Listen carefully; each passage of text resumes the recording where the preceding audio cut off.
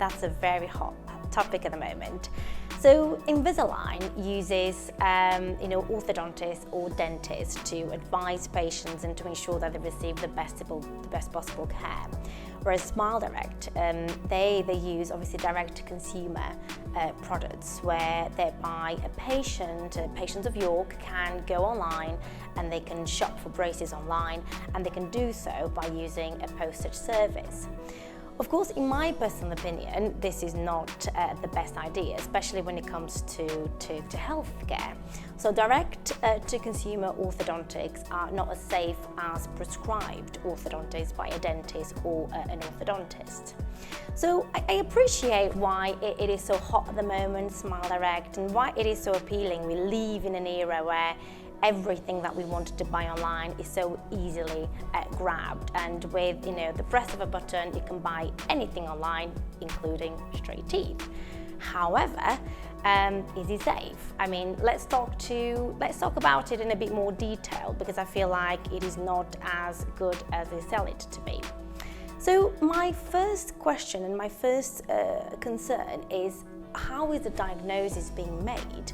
When I meet my patients in York, I like to do a thorough assessment, which include, radiography, which includes a very thorough assessment of the gum and the teeth health. I check for the gums. Is there any gum disease? Do the patients have any wobbly teeth? So we need to make sure that tooth and that gum is healthy before we start moving things around. But what's happening with Smile Direct? Who is performing that assessment? So in my opinion, a thorough assessment is not being made ahead of the orthodontic journey. Another thing that really worries me is the fact that if there is indeed some gum disease, for example, and it hasn't been stopped, proceeding with orthodontics and using Smile Direct could potentially put that tooth or those teeth at risk of increasing mobility and actually dropping out, which is really, really concerning. Another thing that I have to mention is the fact that who is actually monitoring the progress of your treatment. I see my patients on a regular basis. I ensure that the treatment is going according to plan. I monitor their progress, but who is doing that with Smile Direct? So the patient has to take responsibility of their treatment progress, and they have to monitor their own journey. There is no support available for them. So all of patients of York are kind of left to their own devices, really. And the final problem is if there is a problem, what do you do? Who do you contact? I mean, what do you actually do to get it sorted? When you do Invisalign, you call to your provider, you have a word with them, you discuss the best possible options moving forward.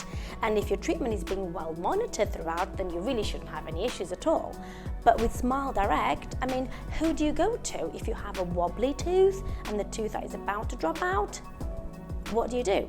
I mean, you're going to have to then go and find another dentist or an orthodontist that is willing to help you, which is another issue, is when you have this direct-to-consumer sort of orthodontics, a lot of orthodontists or dentists may choose not to help you because they don't really understand where was your starting point and your current situation. So I appreciate it is appealing with the shorter time of treatment promise and the idea of saving money, but the reality is you do get what you paid for, and it could actually turn out to be far more expensive than you think.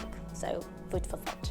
Well, I suppose the investment, I mean, Invisalign, Align, they have been investing millions and millions of pounds behind this cutting-edge technology, which is the clear aligner plastic.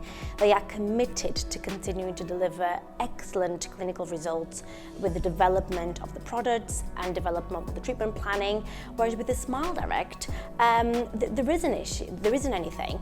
For example, because it is a direct-to-consumer product, there is nothing like attachments that are being placed on the teeth. And attachments, if you don't know what it is, they are little bumps that we place on the teeth to help us to really deliver those forces to the tooth in a much more efficient way. So if no attachments are placed on that tooth, then those teeth are not going to track as well. And of course, if they're not going to track as well, they're not going to align as efficiently. Another thing that worries me as well is the fact that with Invisalign, I have total control of my treatment plan. I know how I can stage my treatment, I know when to create the space and how to do it in a situation, for example, of overlapping. So we have overlapped teeth and I need to create the space. I can somehow choose to remove a tooth to do so. I can also sometimes polish gently between the teeth to create a tiny bit of space to safely align your teeth. But my question is, with Smile Direct, how are you actually gaining the space to align your teeth? Well, the answer is very easy. They don't. What they do is they flare out the teeth to actually create that space, but then it becomes really, really, really, really dangerous if that hasn't been properly assessed and the gum and the bone levels haven't been assessed prior to that. See, if someone has gum disease and has increased mobility in some teeth and their bone levels is actually not as great, flaring those teeth out will actually cause a lot more trouble in the future, and those teeth could become actually wobbly and fall off.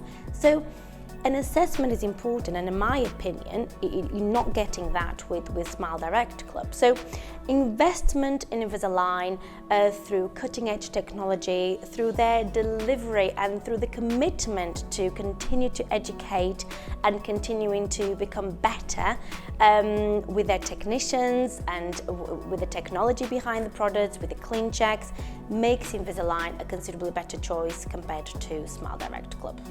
If you want to know more about attachments or IPR or how we create the space to move the teeth, make sure that you watch the videos below.